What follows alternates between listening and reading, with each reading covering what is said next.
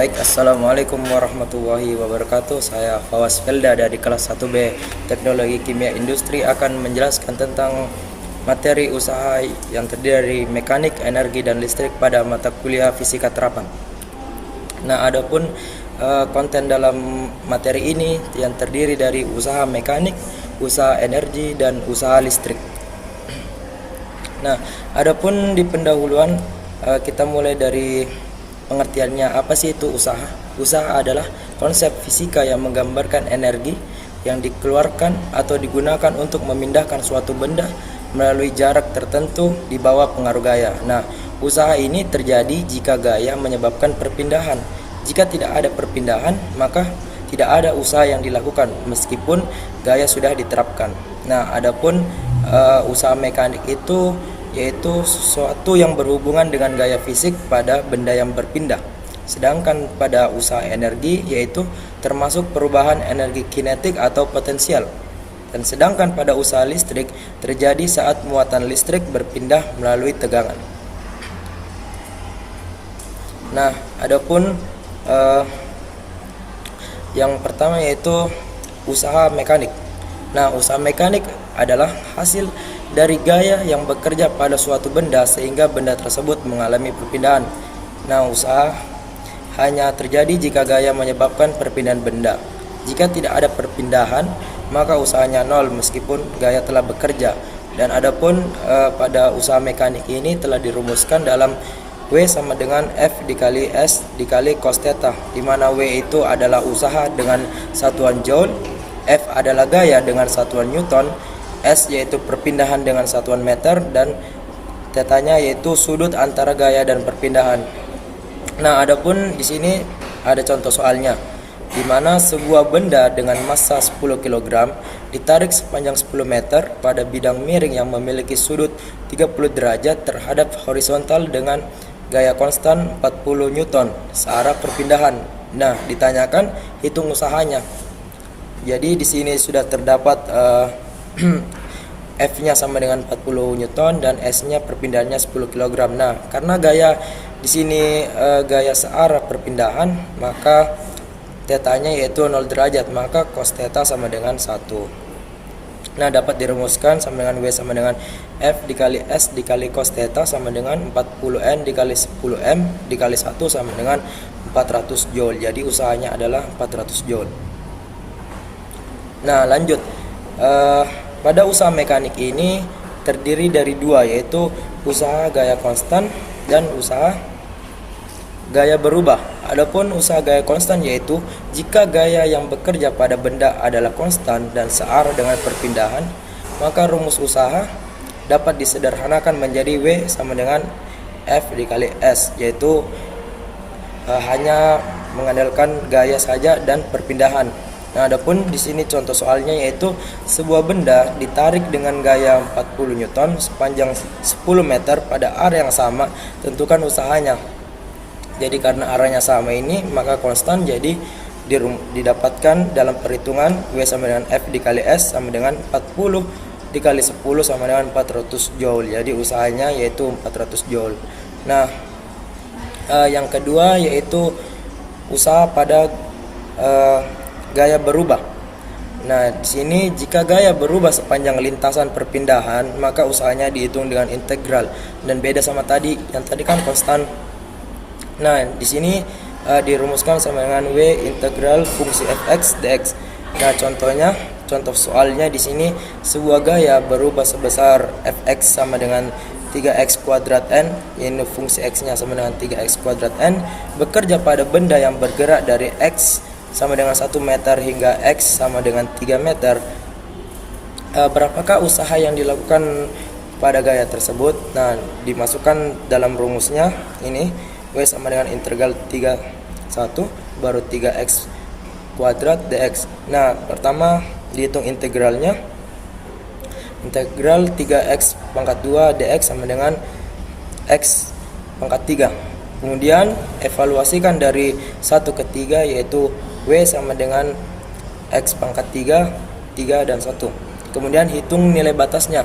Jadi W sama dengan 3 pangkat 3 dikurang 1/3 sama dengan 27 dikurang 1 sama dengan 26 joule. Jadi usaha yang dilakukan oleh gaya tersebut adalah 26 joule. Nah, selanjutnya kita akan membahas tentang usaha energi. Nah, usaha ini juga berkaitan erat dengan perubahan energi. Nah, di mana pengertiannya energi adalah kemampuan suatu benda untuk melakukan usaha atau kerja, di mana satuannya juga joule. Nah, dalam ilmu fisika ini, energi tidak diciptakan atau dimusnahkan, tetapi dapat berubah bentuk, dan ini disebut sebagai prinsip kekekalan energi.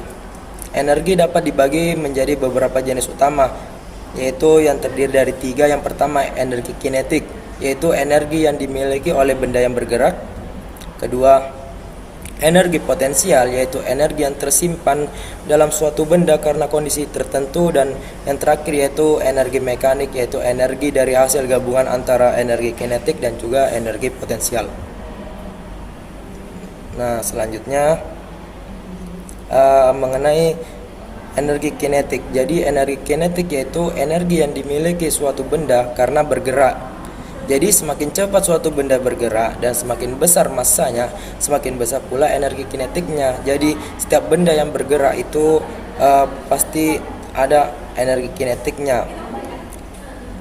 Nah, energi kinetik ini dirumuskan dalam EK sama dengan 1/2 dikali M dikali V pangkat 2, di mana EK ini adalah energi kinetik dengan satuan joule, M adalah massa bendanya dengan satuan kilogram, kemudian V-nya yaitu kecepatan benda dengan satuan meter per detik atau meter per sekon. Kemudian 1/2 ini adalah konstanta dari hasil perhitungan usaha untuk mempercepat benda. Nah, di sini didapatkan contoh soalnya, yaitu sebuah sepeda motor bermassa 100 kg melaju dengan kecepatan 10 meter per sekon. Berapakah energi kinetiknya? Dimasukkan dalam rumus, yaitu EK sama dengan 1/2 M V pangkat 2. EK sama dengan 1/2, di mana M-nya 100, kemudian V-nya adalah 10, kemudian dikuadratkan, dan dari hasilnya 1/2 dikali 100 sama dengan 50, kemudian 10 pangkat 2 nya sama dengan 100, jadi sisa menghasilkan 50 dikali 100 sama dengan 5000 joule. Jadi usaha energi kinetiknya adalah 5000 joule. Nah, selanjutnya mengenai energi potensial. Nah, pengertian energi potensial tersendiri yaitu adalah energi yang dimiliki suatu benda karena posisinya atau kedudukannya. Artinya itu adalah suatu benda bisa memiliki energi hanya karena berada pada ketinggian tertentu atau berada dalam kondisi tertentu. Misalnya pada pegas yang ditekan atau diregangkan. Nah, dalam energi potensial ini terdapat 2 jenis utama, yaitu pertama energi potensial gravitasi, di mana energi yang dimiliki benda karena berada pada ketinggian tertentu dari permukaan bumi, dan dirumuskan yaitu EP sama dengan M dikali G dikali H, di mana EP adalah energi potensial gravitasinya dengan satuan joule, M adalah massa benda dengan satuan kilogram, G adalah percepatan gravitasi, bisa nilainya 9,8 M per S sekon kuadrat atau dibulatkan menjadi 10 meter per sekon kuadrat, dan kemudian H adalah ketinggiannya dengan satuan meter.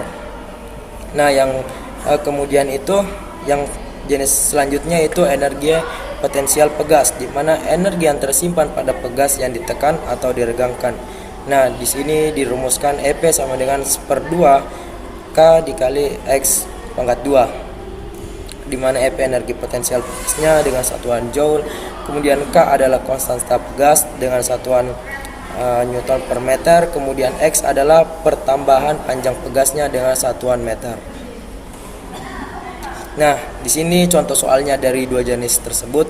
Nah, pada contoh soal energi potensial gravitasi, yaitu sebuah batu bermassa 2 kg diletakkan di sebuah meja yang tingginya 1,5 meter dari lantai. Nah, hitunglah energi potensial gravitasi batu tersebut.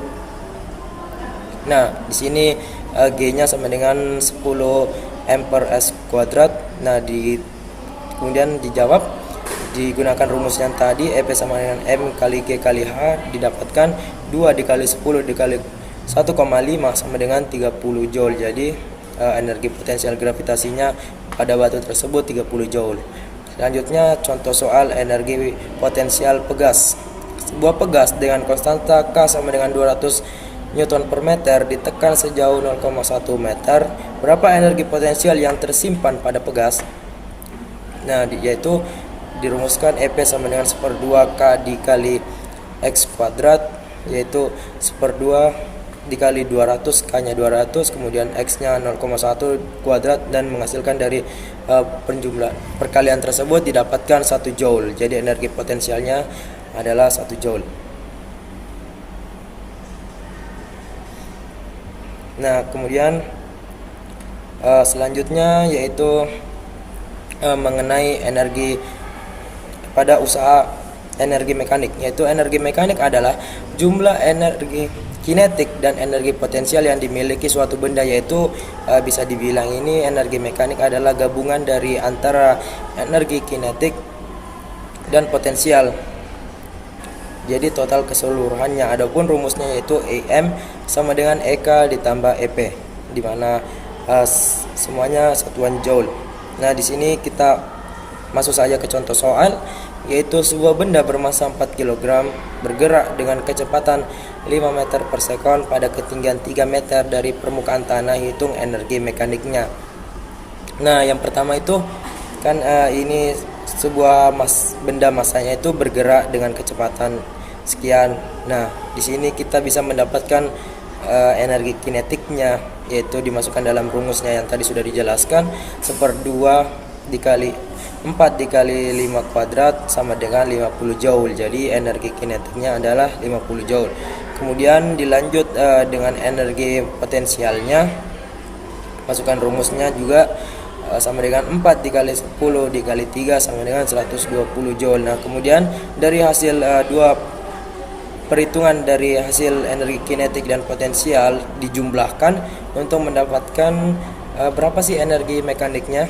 Nah, dari hasil penjumlahan tersebut 50 ditambah 120 didapatkan yaitu 170 joule energi mekaniknya. Nah, selanjutnya yaitu usaha pada listrik. Dalam fisika, usaha atau W dilakukan dalam konteks listrik seringkali itu identik dengan energi listrik. Satuan internasional untuk usaha atau energi adalah joule. Nah, yang pertama itu kita mencari persamaan dasar usaha listriknya. Jadi secara umum usaha listrik W didefinisikan sebagai perkalian antara tegangan listrik V yang dirumuskan V dan muatan energi listrik yang dilambangkan dengan Q. Jadi persamaan 1 sama dengan W sama dengan V, yaitu tegangan listriknya dengan satuan volt, kemudian dikali dengan Q, yaitu muatan listriknya dengan dalam satuan coulomb atau C. Nah, yang kemudian selanjutnya hubungan dengan arus listrik dan waktu. Jadi di listrik ini juga ada dijelaskan tentang waktunya. Jadi arus listrik dengan satuan I dalam ampere atau dalam satuan dengan lambang A adalah jumlah muatan Q yang mengalir per satuan waktu yaitu T. Jadi dirumuskan arus listriknya sama dengan Q dibagi T. Nah, terus dari definisi arus listrik di atas kita dapat menyatakan muatan Q-nya juga. Dari hasil ini tinggal dibalik, yaitu Q sama dengan I dikali T.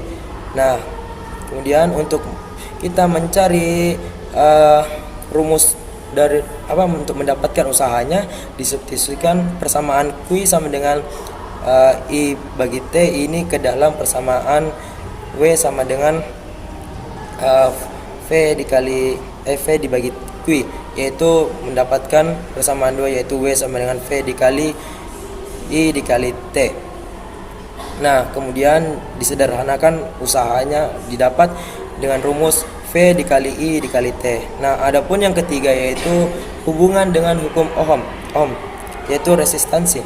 Nah, hukum Ohm ini menyatakan bahwa tegangan V dalam sebuah rangkaian listrik sebanding dengan hasil kali antara arus listrik I dan hambatan yaitu dengan satuannya R. Pada rangkaian tersebut V sama dengan I dikali R.